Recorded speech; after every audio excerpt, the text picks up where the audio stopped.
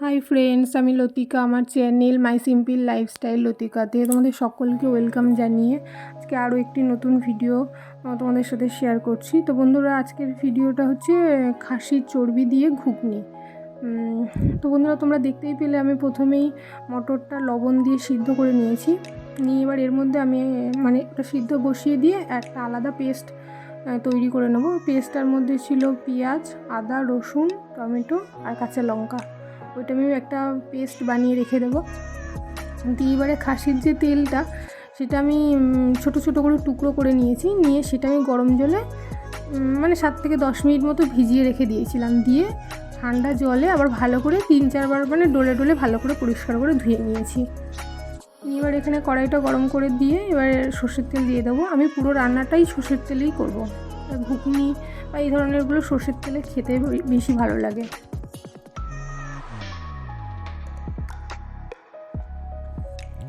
তেলে আমি এবার আলুগুলো ভেজে নেব, ঘুগনির আলুগুলো যেগুলো ছোটো ছোটো করে কেটে রেখেছিলাম ডুমো ডুমো করে, ওই আলুগুলো এবার ভালো করে ভেজে নেব।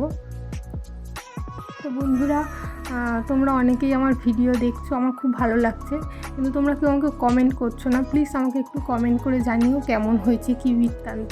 তাহলে আমি একটু ভিডিও বানাতে উৎসাহ পাবো, আর তোমাদের কমেন্ট পড়তেও আমার খুব ভালো লাগবে। আর যদি নতুন কোনো রেসিপি তোমরা আমার থেকে দেখতে চাও, তো সেটাও আমাকে কমেন্ট বক্সে লিখে জানাতে পারো। আমি চেষ্টা করবো সেই ভিডিওটা তোমাদের সাথে শেয়ার করার, সেই রেসিপির ভিডিওটা তোমাদের সাথে শেয়ার করার। তো বন্ধুরা, এখানে তেলটা প্রথমে গরম করে নিয়েছিলাম, গরম তো ছিলই আলু ভাজার পরে। তো ওই তেলের উপরে আমি সাদা জিরে, শুকনো লঙ্কা আর তেজপাতা ফোড়ন দিয়েছি। দিয়ে কুচানো পেঁয়াজ একটু ওটা ভেজে নিয়েছি। নেওয়ার পরে যে মশলার পেস্টটা বানিয়ে রেখেছিলাম, পেঁয়াজ আদা রসুনের, ওই পেস্টটাই ওর মধ্যে দিয়ে ভালো করে কষিয়ে নেব। কষাতে কষাতে একটু ওর মধ্যে চিনি অ্যাড করে দেবো, তাহলে কালারটাও ভালো আসবে আর খেতেও স্বাদ হবে। চিনিটা দিয়ে হালকা 2-1 বার নাড়াচাড়া করার পর আমি সমস্ত গুঁড়ো মশলাটা ওখানে অ্যাড করে দেবো। গুঁড়ো মশলার মধ্যে হলুদ গুঁড়ো, লঙ্কার গুঁড়ো, জিরের গুঁড়ো, ধনের গুঁড়ো সমস্তটা দিয়ে ভালো করে কষাবো।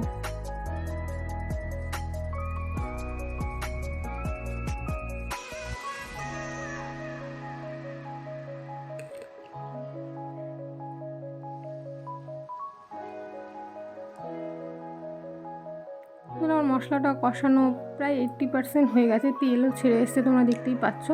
এবার যে খাসির যে তেলটা আমি ধুয়ে পরিষ্কার করে রেখেছিলাম, ওইটাই আমি এবার এর মধ্যে দিয়ে দেবো।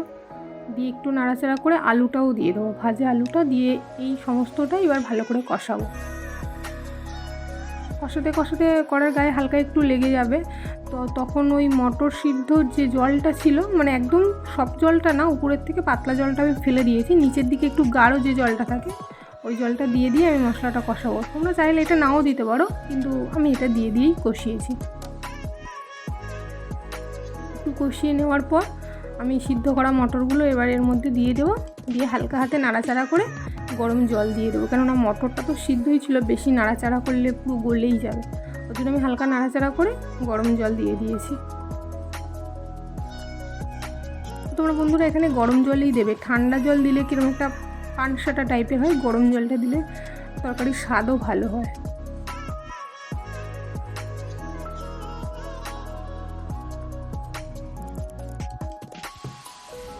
তো বন্ধুরা, আমার ঘুগনিটা এখানে হয়েই গেছে।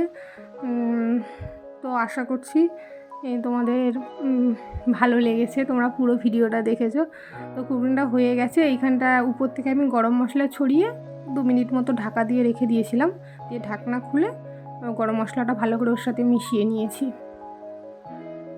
তো বন্ধুরা, আমার রেসিপিটা কেমন লাগলো তোমরা আমাকে প্লিজ কমেন্ট বক্সে লিখে জানিও।